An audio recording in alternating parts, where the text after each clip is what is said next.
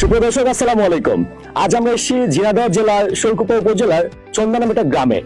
এখানে ACI motors এর ACI power tiller একজন গ্রাহক আছেন, যিনি R40 পাওয়ার টিলারটা ব্যবহার করেন, আমাদের রুহুল আমিন ভাই। সো রুহুল আমিন ভাইয়ের সাথে আজকে আমরা এখানে এসেছি মিষ্টি বিনিময় করার জন্য। রিসেন্টলি উনি আমাদের একটা পাওয়ার টিলার কিনেছেন।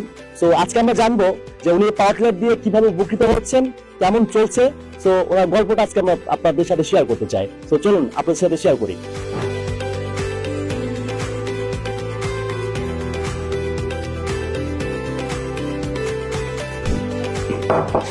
রুহান ভাই আছেন?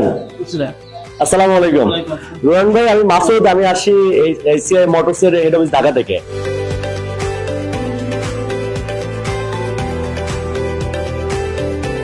সুপ্রিয় দর্শক, আমরা আসলে রুহুল আমিন ভাইয়ের সাথে গল্প করছিলাম ওনার বাড়িতে যে পাওয়ার টিলারটা দিয়ে উনি কিভাবে লাভবান হচ্ছে।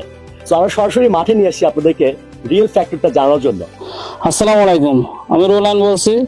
আমি আজ 25 বছর ধরে পাওয়ার টিলার চালাচ্ছি। এই পাওয়ার টিলার আমি এই সিজনে এসিআই 40 ফলে পাওয়ার টিলার কিনেছি।